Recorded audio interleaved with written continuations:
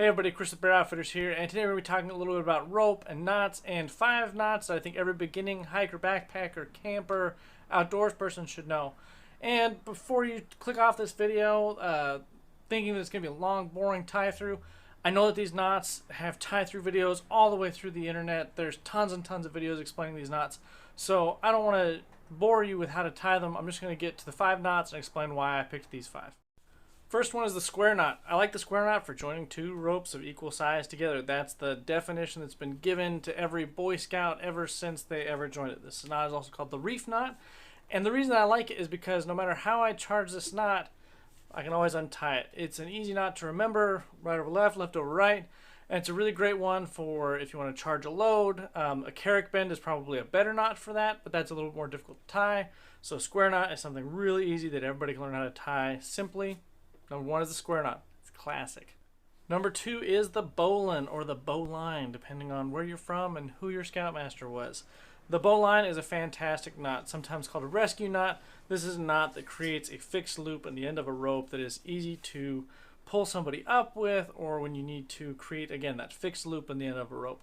I'm going to tie it a second way and I'll show you how this works. So I've fallen off a cliff and somebody needs to rescue me. They're going to drop me down a rope and I'm going to tie myself a bowline. And they're going to hook it underneath my armpits and they're going to haul me up out of the dangerous canyon. Help! Help! A bowline really is a great knot for having fun. One of the really fun things that you can do is get a friend, throw a rope over the top of a fixed object like a basketball hoop, tie bowlines, and then lean back on them and see who doesn't fall. If neither one of your ropes slip, then you have both successfully tied a bowline. If you both slip and fall in your butts, then you need to practice a little more. So number 2, the bowline. Number 3 is an inline figure 8. Now, there's a regular figure 8 that you tie as a stopping knot at the end of a rope, and this is an inline figure 8. This is going to create a directional loop in your rope that you can use to do things like make a trucker's hitch.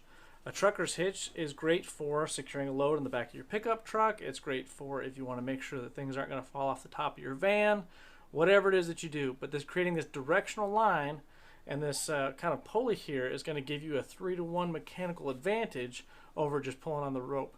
Now, the reason I like this one over the butterfly knot, so the inline figure 8 over the butterfly knot, is a butterfly knot can pull either direction.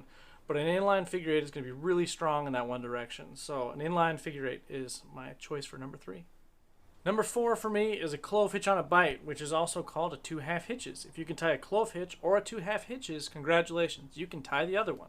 So all that a 2-half hitches is a clove hitch that's been tied around the running end of a rope. So what this does is if I have something that I want to secure to, let's say, a log, etc., I can pull this up, pull this on, and this thing is going nowhere. Okay? So 2-half hitches is going to allow you to fix to a static object. So if you're tying, for example, your trucker's hitch, you can do a 2-half hitches on one side, do your inline figure 8, loop it around your other fixed point in your pickup, pull down on it, do an overhand knot on the end, and you're good to go. So 2-half hitches or a clove hitch on a bite, whatever your preferred nomenclature is. Number 4. So last up, number 5 is the taut line. I'm going to show you how this works in just a second, but a taut line is basically just a 2-half hitches with an extra run through the inside. So if I'm tying a 2-half hitches and I'm doing an extra loop through the inside of my loop here, and then I come back and finish it, I've created a taut line. Taut line is great if you ever have to secure a tent stake or if you have a guy line that busts. Hardware is a fantastic alternative for this, and I am all for hardware. But knowing how to tie 2-half hitches is great because hardware routinely fails. So let me show you how it works real quick. Okay, so I've tied my taut line off to my rafter here, and I'm going to pull on this end. Once it bites, it's not going anywhere. So if you're doing this with paracord or your tent guy line, and once it bites, you're good.